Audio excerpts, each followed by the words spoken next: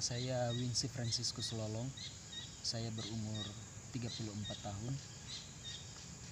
Profesi saya saat ini sebagai petani, peternak, sekaligus juga pengajar di Seminari Menengah Kakaskasang.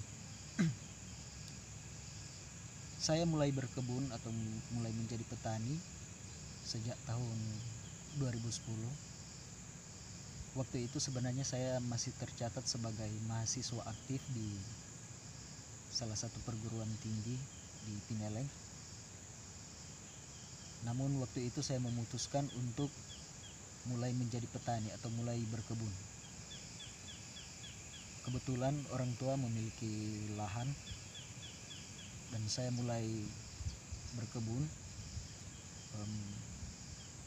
Modal awal waktu itu hanya modal nekat saja, karena saat itu jujur saya tidak memiliki banyak pengetahuan tentang dunia pertanian. Saya tidak pernah memiliki pengalaman sebagai petani, karena waktu itu masih sebagai mahasiswa dan masih aktif sebenarnya berkuliah. Namun karena keinginan untuk memperbaiki hidup, untuk memperoleh penghasilan, maka saya mulai menekuni dunia pertanian. Waktu itu karena saya belum banyak memiliki pengalaman tentang berkebun, jadi saya memulai menanam tanaman yang paling gampang ditanam, yaitu jagung. Nah, waktu itu modal saya hanya pertama tenaga saya sendiri. Saya tidak mempekerjakan orang karena belum cukup modal untuk membayar buruh waktu itu, dan uang sekitar 300.000 untuk membeli benih dan membeli pupuk kimia waktu itu. Dan saya mulai menanam, saya tanam sendiri, dan syukur waktu itu yang saya ingat pertama kali saya panen jagung manis dengan modal 300.000 dan tenaga saya sendiri. Saya bisa memanen kalau tidak salah 2 juta rupiah. Perlahan-lahan saya menabung.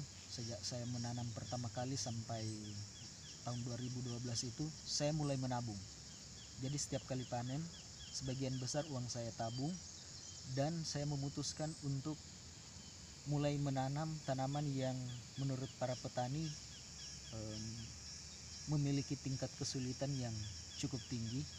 Saya harus meningkatkan kemampuan saya menanam tanaman yang lebih sulit, yakni cabai. Waktu itu cabai merah keriting. Nah, waktu itu modal yang saya sediakan sekitar 5 juta rupiah. Dalam jangka waktu 4 bulan saya menanam cabai, waktu itu saya memanen kira-kira 20 juta waktu itu, sehingga total keuntungan saya waktu itu sekitar 12 sampai 15 juta. Nah, dari hasil panen itu saya juga membeli sapi, ya. Jadi waktu itu sapi harga 5 jutaan, sapi peranggang, istilah orang Manado sapi peranggang, sapi kecil. Harga 5 jutaan saya beli 1 ekor dan saya pelihara karena saya juga memang hobi dengan sapi. Mengapa saya harus memelihara sapi waktu itu? Karena pertama saya hobi dengan sapi. Kedua, sebagai petani, sapi adalah tabungan mereka, karena nilai uang dari sapi itu setiap hari bertambah. Sapi itu bertambah terus, setiap tahun bertambah sampai sekitar tahun 2016. Waktu itu sapi saya sudah mencapai 11 ekor. Ya, 11 ekor itu bukan hanya dari hasil beranak atau peranakan, tetapi hasil saya membeli terus. Ketika ada hasil di kebun, saya selalu membeli sapi. Nah, dari hasil sapi itu juga ketika saya membutuhkan modal di kebun, misalnya ketika menanam cabai, saya tidak perlu takut mencari modal uang maksudnya, untuk membiayai kebun atau cabai itu. Saya hanya jual sapi 1 ekor dan membiayai kebun itu. Ketika saya membeli mobil pickup, itu hanya hasil dari saya menjual sapi 2 ekor. Ya, memang sebagai petani saya mengalami banyak jatuh bangun. 2 tahun mulai menjadi petani, sekitar tahun 2011 itu, waktu itu ada bencana gunung berapi, Gunung Lokon itu. Semua yang saya tanam rusak total. Padahal waktu itu saya sudah mengeluarkan uang yang cukup banyak dan tidak bisa panen karena bencana gunung berapi. Tetapi sekali lagi, saya waktu itu selalu menabung dan tabungan saya berupa sapi. Jadi ketika gagal panen, saya selalu jual sapi. Ketika memasuki tahun 2016 itu, saya memberanikan diri untuk memperlebar usaha, yakni pedagang sayur. Jadi saya membeli hasil dari petani, kemudian mendapatkan keuntungan ketika saya menjualnya di pasar. Jadi boleh bilang menjadi pedagang.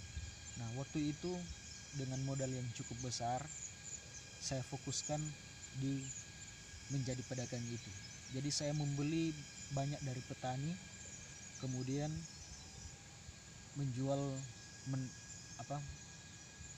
menjualnya di pasar. Nah, waktu itu karena saya belum memiliki banyak pengalaman sebagai pedagang sebenarnya, sehingga ya jujur waktu itu saya gagal karena banyak ditipu orang. Jadi modal yang saya keluarkan ya di atas 100 juta waktu itu, boleh dikatakan hampir lenyap karena ya saya tidak pengalaman di dunia pasar, dan ternyata di sana ya jujur banyak orang-orang juga yang tidak jujur sebenarnya, banyak penipu-penipu, dan ya saya gagal total di situ sehingga modal saya waktu itu hampir habis. Dan untung saya masih memiliki sapi, dan saya mulai lagi dari awal, dari nol, untuk berjuang di dunia pertanian ini. Ya syukur kepada Tuhan, waktu itu selama ini maksudnya saya boleh menabung dengan misalnya membeli sapi, membeli mobil, dan tentu sebagai petani semua mencita-citakan memiliki lahan sendiri. Jadi waktu itu saya bisa membeli tanah. Pada saat ini sebagian besar tanah yang saya kelola itu bukan tanah saya sendiri. Ada yang milik dari orang tua, dan ada juga sebagian besar milik dari teman. Ya, sebagian besar lahan ini milik dari teman saya.